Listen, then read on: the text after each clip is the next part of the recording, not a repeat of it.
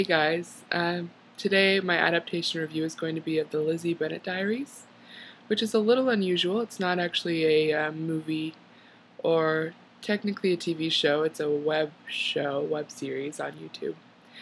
I think most people are probably familiar with it. It's an adaptation of Jane Austen's Pride and Prejudice. So first of all, I've never been one who really likes historical fiction-y type stuff. I've never had any interest in Jane Austen before this. I could never get into Jane Eyre or um, just anything really. Wuthering Heights, no. Um, but back in January when Brittany was in town for ALA, we kind of decided to start watching Lizzie Bennet Diaries. I think we'd both seen stuff about it. I had on Tumblr. I'm not sure about where she saw it. But we decided to start watching it, and I think we got through at least 70 episodes in 4 days, something like that, something ridiculous.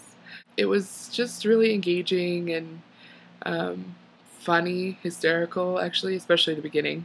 Of course, when you get to the end and the climax and all that, it gets a little more serious and emotional. I don't know, it was well put together. They had a great cast. They had people playing, so there was Lizzie Bennet, who's based on Elizabeth Bennet, Jane Bennet, Lydia Bennet. Mary Bennet is a cousin that comes into play a little later, and Kitty Bennet is actually their cat, which I thought was great because Kitty doesn't matter at all in the story. Charlotte Lucas is Charlotte Lou, Lizzie's best friend.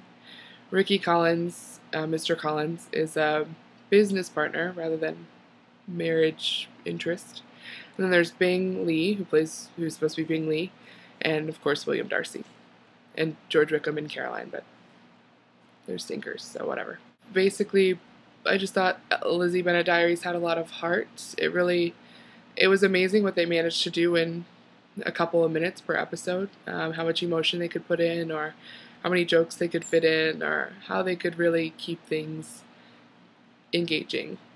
Additionally, kind of the contemporary updates of every aspect of Pride and Prejudice, that was really impressive, because I know a lot of people were wondering how they were going to modernize the twist with Lydia at the end, or, and how are they going to do, work around the different marriage proposals and things like that that would seem way too fast and out of the blue in modern society.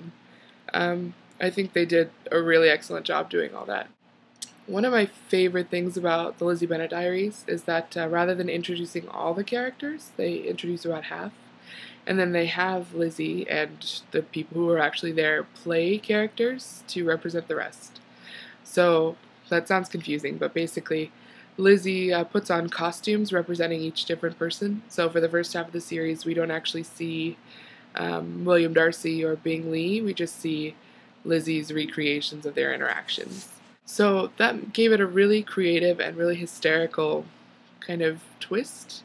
And, I mean, it gave us the added, I guess, insight of Lizzie being the person who's telling the story. A lot of times TV shows kind of lose that point of view because it's just showing us everyone.